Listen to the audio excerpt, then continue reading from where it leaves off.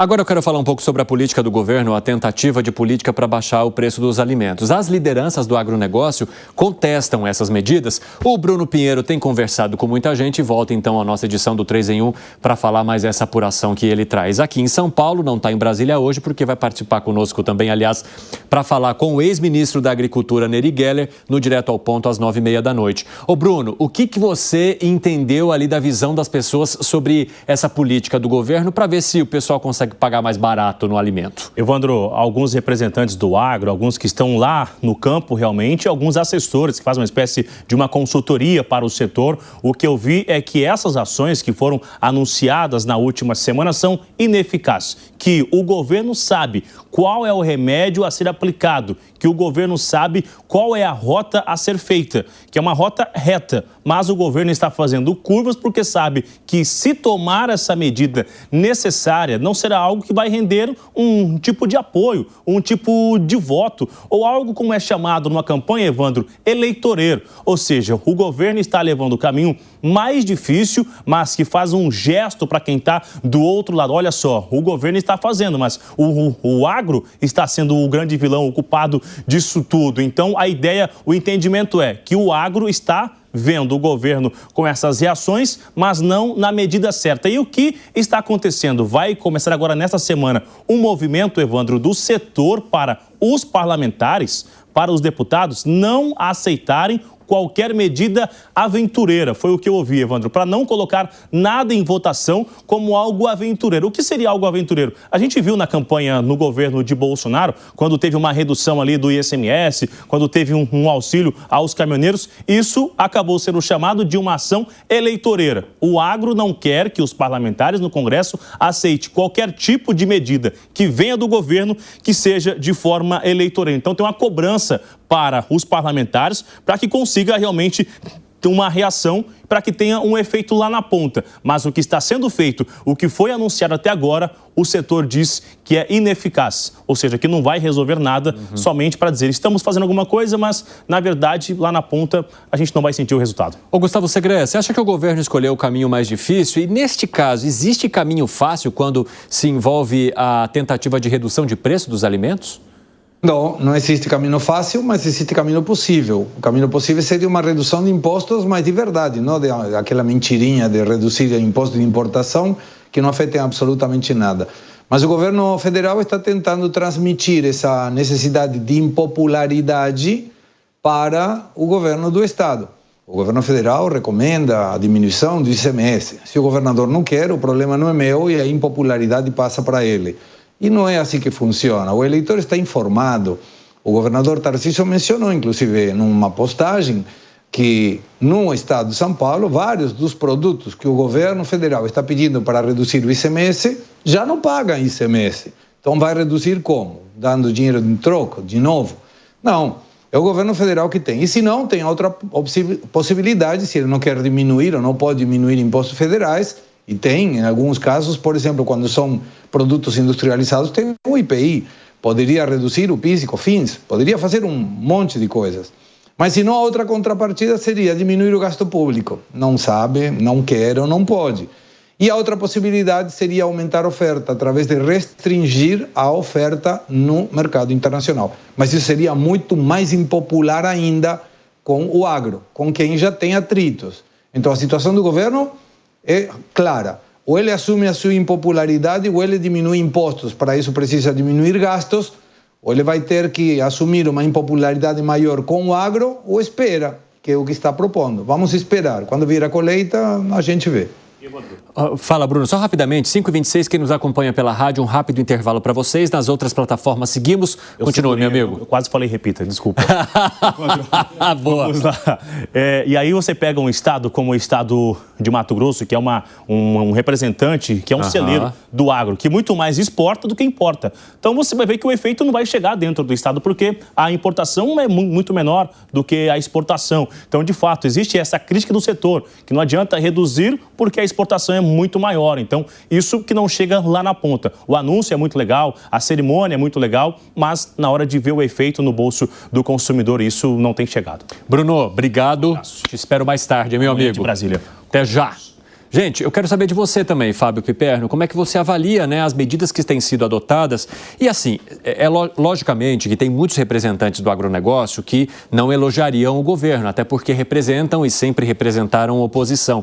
Mas eles disseram, primeiro, que eles não foram ouvidos completamente para essas medidas que foram adotadas e que, de fato, elas seriam insuficientes. Então, além deles escolherem o caminho mais difícil, o caminho mais difícil vai levar a uma porteira, digamos assim, para usar o termo rural, da insuficiência.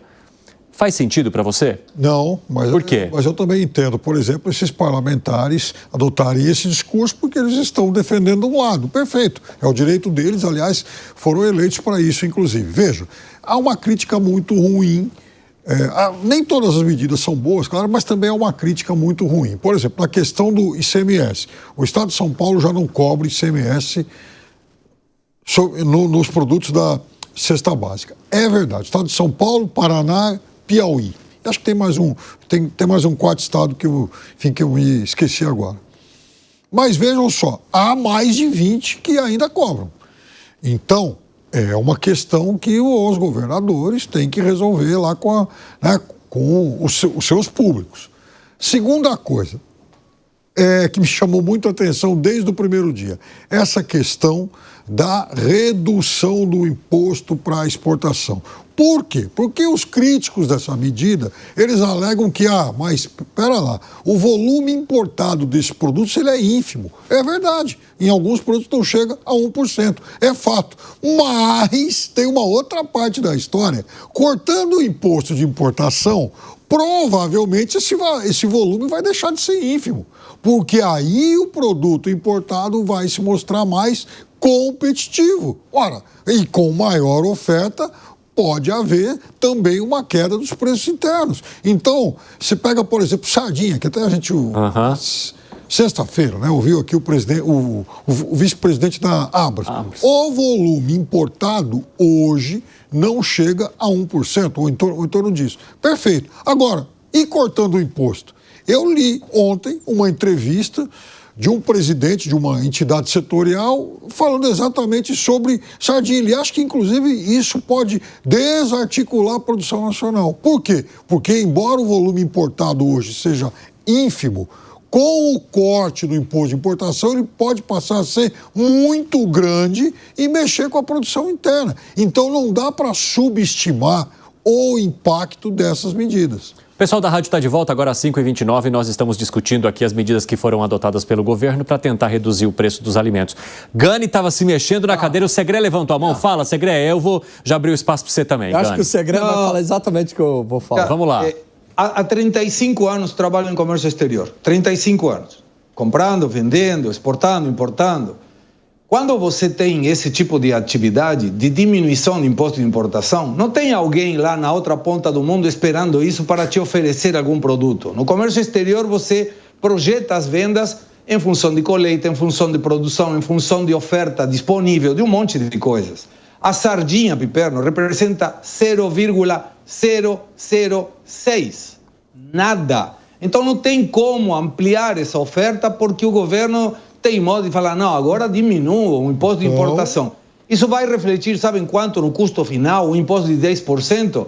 2,6%, 3% no máximo, porque ele pega esse imposto sobre o valor do custo da mercadoria, o frete e o seguro. E depois vem todos os impostos que são recuperáveis. Então não afeta, não é 10% linear. E vou numa outra.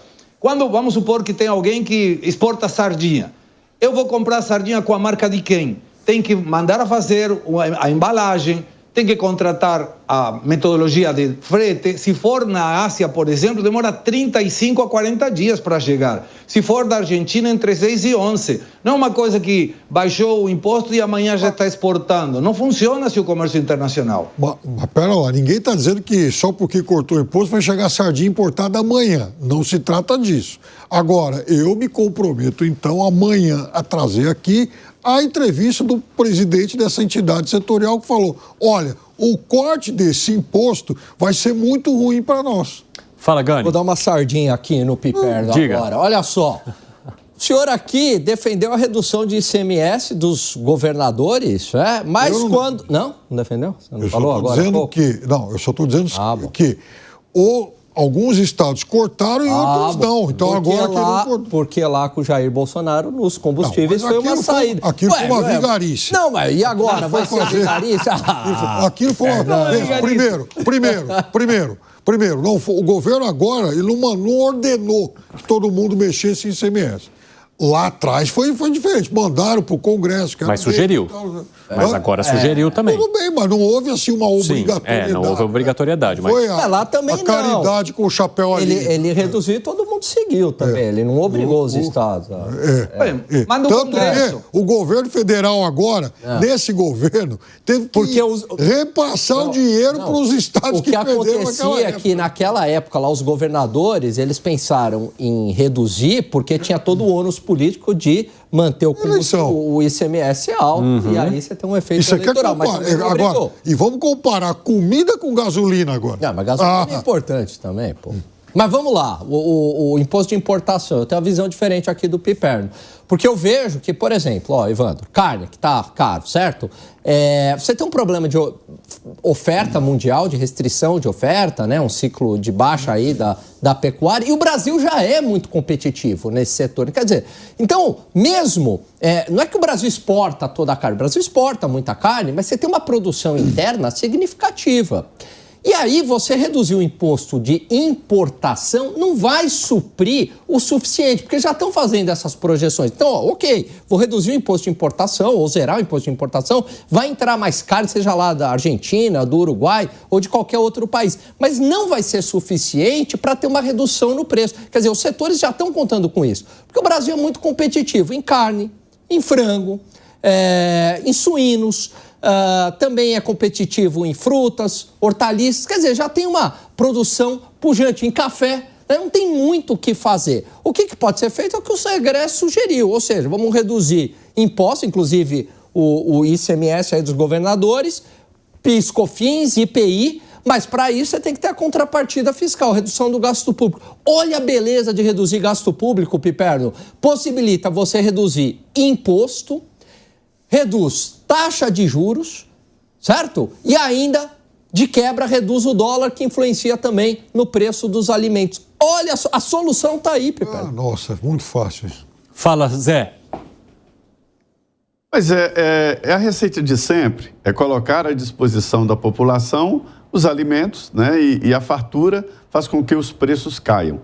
Não há por aqui nenhuma previsão, o governo não faz essa previsão de queda de preços. A luta é para manter os preços e a inflação tem essa maldade, né? Ela se eleva e depois num patamar que não volta. A deflação, ela é difícil e até perniciosa, porque ela complica e desequilibra o mercado. Como é que alguém vai comprar um produto por 10 e vender por 8? Isso não acontece. Então o produto lá tem que sempre manter ou no mesmo preço ou aumentar um pouco. Não pode dessa forma esse desequilíbrio na área da inflação da mesa. O que dizem aqui os especialistas?